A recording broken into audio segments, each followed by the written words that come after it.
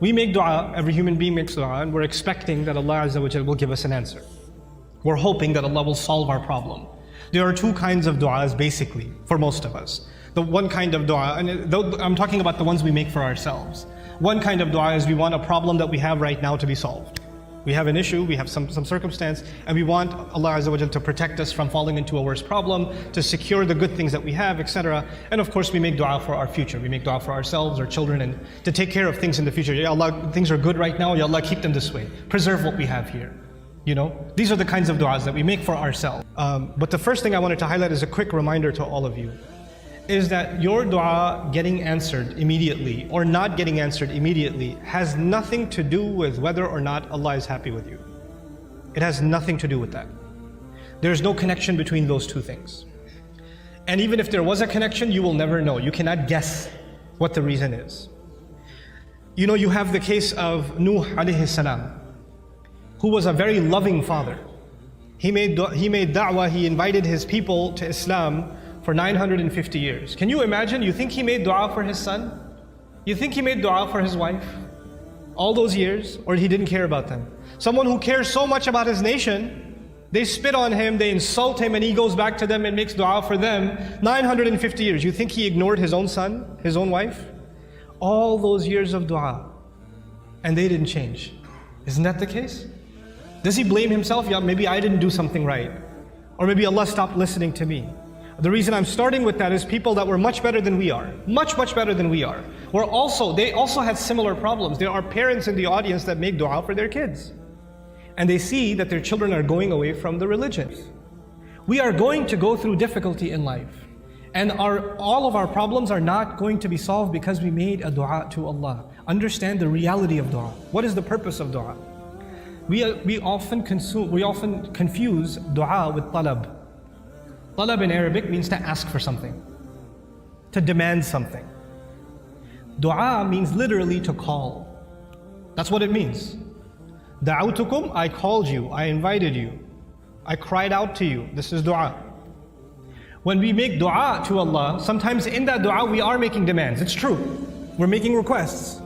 But we should never forget that all of those requests, you know what they are at the end of the day? It's a humble slave of Allah turning back to Allah and begging Allah to help him with whatever problem. But it's more than Allah solving your problem. It's just the act that you communicated with Allah that's the most valuable thing. The fact that you actually engaged Allah in conversation, that is the goal in the end. Sometimes you go through problems and you ask yourself, what is my fault in all of this? Why do I have to go through these problems? What did I do to deserve this? Let me ask you this. Yusuf alayhi salam was a child, right? A child by definition is innocent. What did a child do to deserve being kidnapped? What has a child ever done to deserve being thrown inside of a well in the middle of the woods? What has a child ever done to deserve being sold as a child slave in a different land? What is that, when he grows up as a young man, what did he ever do to deserve being thrown in jail over a false accusation? And he spent many years in jail, not because of something he did. He was innocent. And he spent all those years in jail. He went through situations in life that if anybody else went through those situations, you'll say, life is unfair, man, what are you going to do? Life is unfair, you know?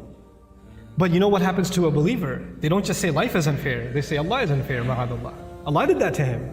Yet Allah says in Surah Yusuf, Allahu ghalibun ala amrihi. Allah was overlooking everything he did in his decision. Every decision that was made for Yusuf, Allah was dominating that decision, overlooking that decision. How? Sometimes you and I go through difficulty because Allah knows something better is coming.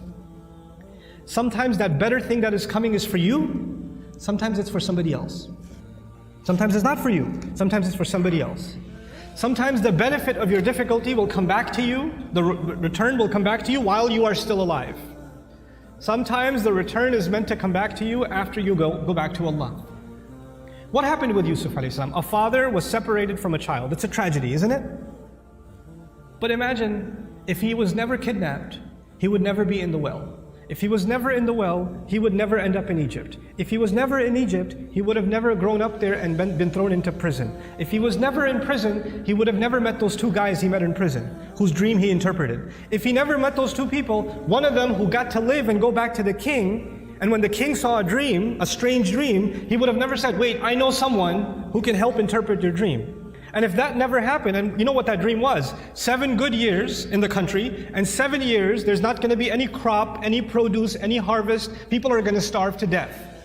If Yusuf was not in prison, alayhi salam, and then was taken out to interpret that dream at that time, there would have been an economic, financial, social crisis in the country, and hundreds of thousands of children would have starved to death.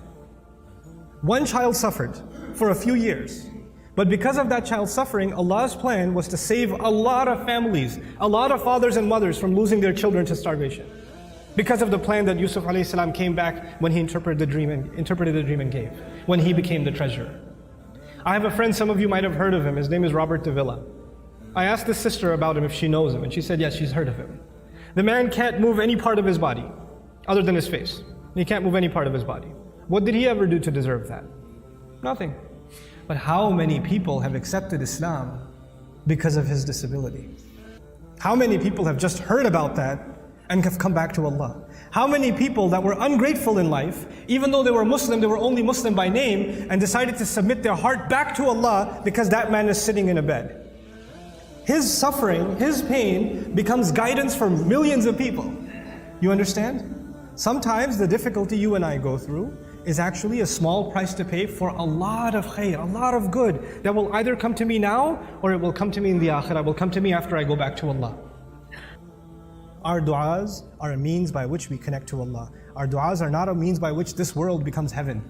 This world is going to be full of trials. People that were much better than we are had difficulty in life. That's okay. لَقَدْ خَلَقْنَا الْإِنسَانَ فِي كَبَدٍ. We created all human beings in toil and labor and struggle. Struggle is a part of life. The purpose of dua is to help you and me deal with those struggles and to never forget that Allah is with us, whether it's hard times or easy times.